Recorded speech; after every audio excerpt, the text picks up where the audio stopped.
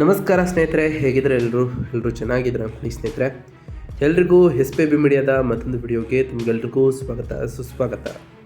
ಸ್ನೇಹಿತರೆ, ಈ 2026ರ ಈ ಒಂದು ವರ್ಷದಲ್ಲಿ ಕನ್ಯಾ ರಾಶಿಯವರಿಗೆ ಈ ಮಾರ್ಚ್ 5ರ ನಂತರ ಏನೆಲ್ಲ ಅದೃಷ್ಟ ಒಲಿಯಲಿದೆ, ಈ ಮಾರ್ಚ್ ತಿಂಗಳಿನಲ್ಲಿ ಉಂಟಾದಂತಹ ಗ್ರಹ ಸಂಚಾರಗಳು ಈ ಕನ್ಯಾ ರಾಶಿಯವರ ಜೀವನದ ಮೇಲೆ ಏನೆಲ್ಲ ಪರಿಣಾಮವನ್ನು ಬೀರ್ಬೋದು, ನಿಮ್ಮ ಜೀವನದ ವಿವಿಧ ಅಂಶಗಳಾದಂತಹ ವೃತ್ತಿ ಆಗಿರ್ಬೋದು, ವೈವಾಹಿಕ ಜೀವನ ಆಗಿರ್ಬೋದು, ಆರ್ಥಿಕ ಸ್ಥಿತಿ, ಕೌಟುಂಬಿಕ ಜೀವನ, ವ್ಯವಹಾರ ಮತ್ತು ಶಿಕ್ಷಣಕ್ಕೆ ಸಂಬಂಧಪಟ್ಟಂತೆ ಏನೆಲ್ಲ ಬದಲಾವಣೆಗಳನ್ನು ಈ ರಾಶಿಯವರು ಕಾಣಲಿದ್ದೀರಿ, ಯಾವುದರಲ್ಲಿ ಶುಭವಾಗಲಿದೆ, ಯಾವುದರಲ್ಲಿ ಬಹಳ ಎಚ್ಚರಿಕೆಯನ್ನು ವಹಿಸಬೇಕು.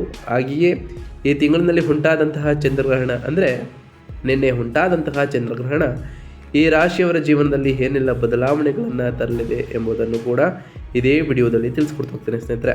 ಆದ್ದರಿಂದ ವಿಡಿಯೋನ ಸ್ಕಿಪ್ ಮಾಡದೆ ಇಲ್ಲಿಂದ ಕೊನೆ ತನಕ ನೋಡ್ತಾ ಬನ್ನಿ. ಸ್ಕಿಪ್ ಮಾಡಿ ವಿಡಿಯೋ ನೋಡೋದ್ರಿಂದ ಅಷ್ಟು ಇನ್ಫಾರ್ಮೇಷನ್ ಅರ್ಥ ಆಗೋದಿಲ್ಲ ಸ್ನೇಹಿತರೆ. ಸೊ ಫಸ್ಟಿಂದ ಎಂಡ್ ತನಕ ವಿಡಿಯೋನ ವಾಚ್ ಮಾಡಿ. ಹಾಗೆ ನಮ್ಮ ಈ ವಿಡಿಯೋ ಇಷ್ಟ ಆಗಿತ್ತು ಅಂದರೆ ವಿಡಿಯೋಗೆ ಒಂದು ಲೈಕ್ ಮಾಡಿ.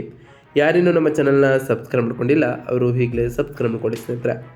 ಸಬ್ಸ್ಕ್ರೈಬ್ ಮಾಡ್ಕೊಂಡು ಪ್ರತಿನಿತ್ಯ ವಿಡಿಯೋ ವಾಚ್ ಮಾಡ್ತಿರೋರಿಗೆ ಥ್ಯಾಂಕ್ ಯು ಸೋ ಮಚ್ ಅಂತ ಹೇಳ್ತಾ, ಈ 2026ರ ಈ ಒಂದು ವರ್ಷದಲ್ಲಿ ಮಾರ್ಚ್ ತಿಂಗಳು ಈ ಮಿಥುನ ರಾಶಿಯವರಿಗೆ ಹೇಗಿರಲಿದೆ ಎಂಬುದನ್ನು ಮೊದಲನೇದಾಗಿ ತಿಳ್ಕೊಳ್ತಾ ಹೋಗೋಣ ಸ್ನೇಹಿತರೆ. ಈ ಮಾರ್ಚ್ ತಿಂಗಳು ಈ ಮಿಥುನ ರಾಶಿಯವರಿಗೆ ವೃತ್ತಿ ಜೀವನದಲ್ಲಿ ಮಿಂಚು ಮತ್ತು ಆಧ್ಯಾತ್ಮಿಕ ಪಯಣ ಅಂತಲೇ ಹೇಳ್ಬೋದು.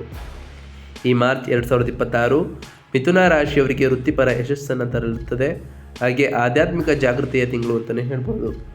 ಈ ತಿಂಗಳ ಪ್ರಮುಖ ಘಟನೆ ಏನಂದರೆ, ಮಾರ್ಚ್ 2ರಂದು ಶುಕ್ರನು 10ನೇ ಮನೆಯಲ್ಲಿ ಉಚ್ಚನಾಗುವುದರಿಂದ ಇದು ನಿಮ್ಮ ಕ್ಷೇತ್ರದಲ್ಲಿ ಮಾಳವ್ಯ ಯೋಗದ ಪ್ರಭಾವವನ್ನು ಉಂಟು ಮಾಡುತ್ತದೆ.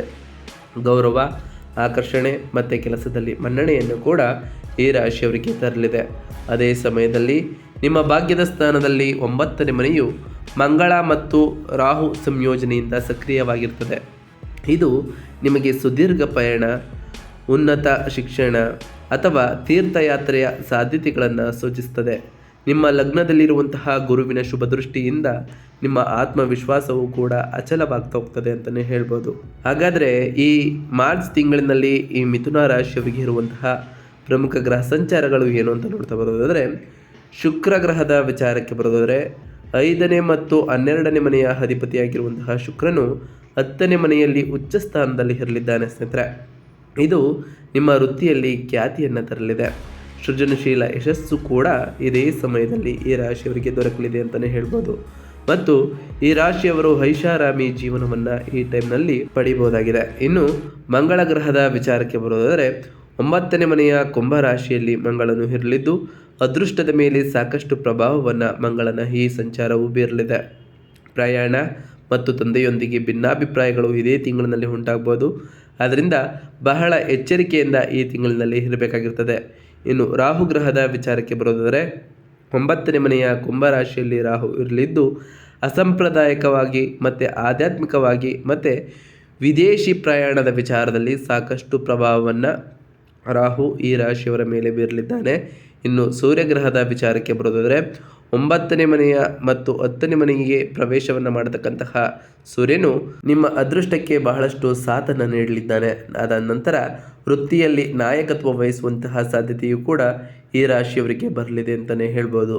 ಇನ್ನು ಗುರುಗ್ರಹದ ವಿಚಾರಕ್ಕೆ ಬರೋದಾದರೆ 1ನೇ ಮನೆಯ ಮಿಥುನ ರಾಶಿಯಲ್ಲಿ ಗುರು ಇರಲಿದ್ದು ಈ ರಾಶಿಯವರಿಗೆ ವಿವೇಕ, ರಕ್ಷಣೆ ಮತ್ತು ವೈಯಕ್ತಿಕ ಬೆಳವಣಿಗೆ ಈ ಟೈಮ್ನಲ್ಲಿ ಹೆಚ್ಚಾಗಲಿದೆ.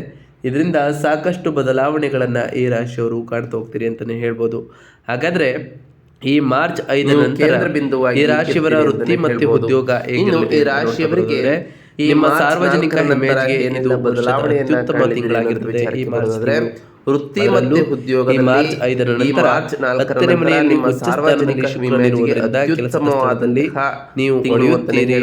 ಹಾಗೆ ಕಲೆ, ಮಾಧ್ಯಮ, ವಿನ್ಯಾಸ ಅಥವಾ ಐಷಾರಾಮಿ ವಸ್ತುಗಳ ವ್ಯಾಪಾರದಲ್ಲಿ ಇರುವವರಿಗೆ ಭಾರಿ ಯಶಸ್ಸು ಕೂಡ ಸಿಗಲಿದೆ.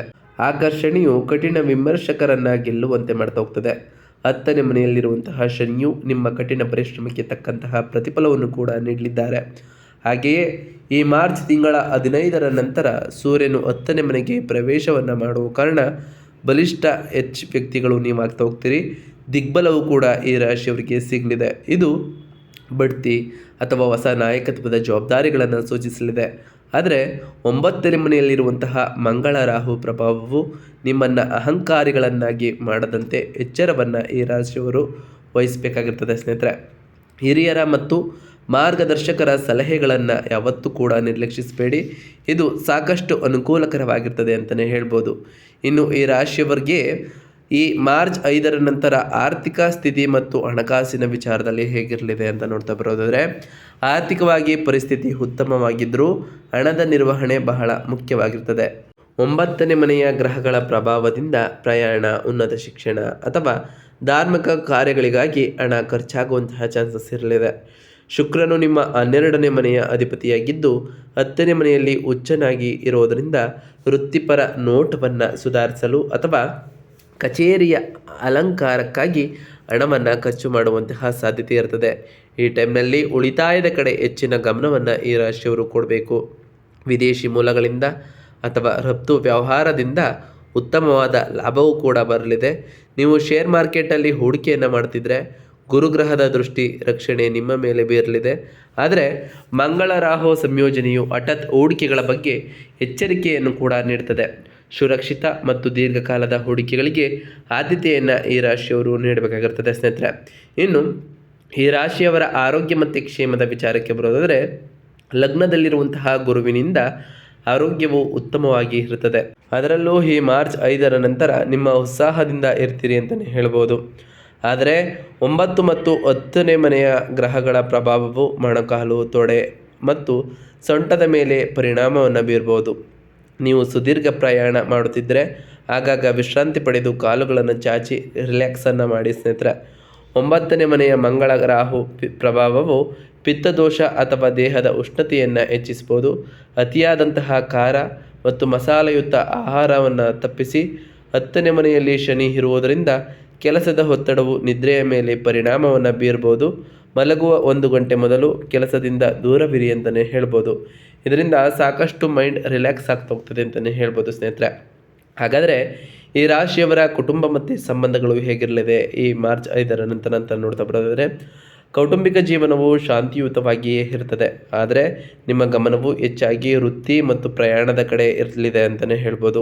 ಲಗ್ನದಲ್ಲಿರುವಂತಹ ಗುರು 7ನೇ ಮನೆಯನ್ನು ನೋಡುವುದರಿಂದ ಸಂಗಾತಿಯೊಂದಿಗಿನ ಸಂಬಂಧವು ಸಾಮರಸ್ಯದಿಂದ ಕೂಡಿರುತ್ತದೆ. ನಿಮ್ಮ ವೃತ್ತಿಪರ ಪ್ರಯತ್ನಗಳಲ್ಲಿ ನಿಮ್ಮ ಸಂಗಾತಿಯ ಸಹಕಾರವೂ ಕೂಡ ದೊರಕಲಿದೆ. ಇದರಿಂದ ನಿಮ್ಮ ಕುಟುಂಬ ಜೀವನವೂ ಕೂಡ ಉತ್ತಮವಾಗಿ ಇರಲಿದೆ.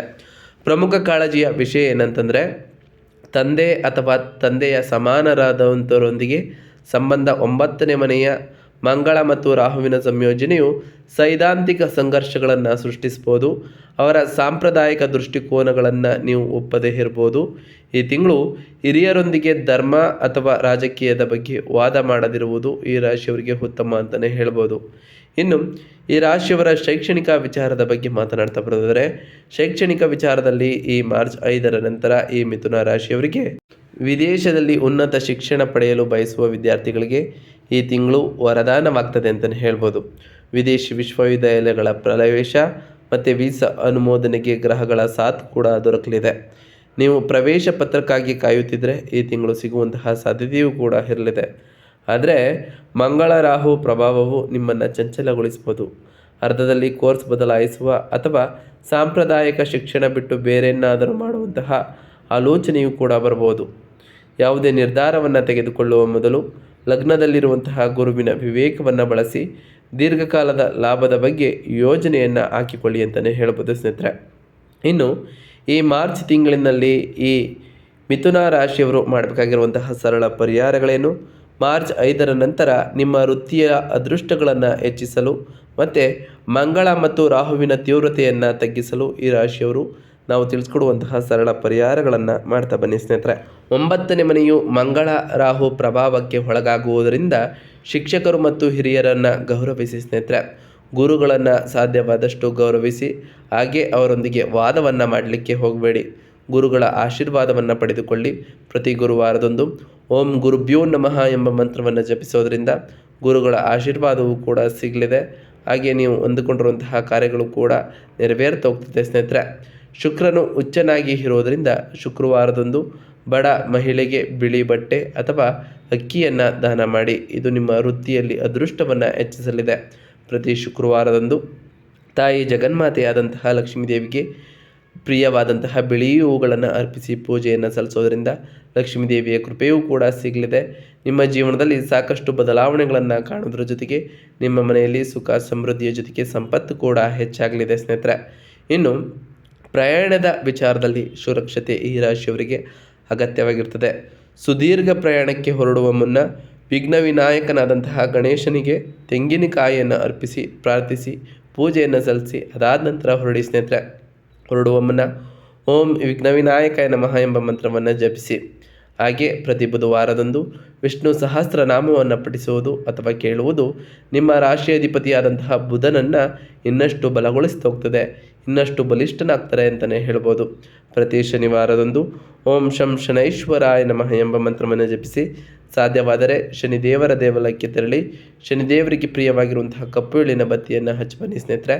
ಇದರಿಂದ ಸಾಕಷ್ಟು ಬದಲಾವಣೆಗಳನ್ನು ನಿಮ್ಮ ಜೀವನದಲ್ಲಿ ಕಾಣ್ಬೋದಾಗಿದೆ.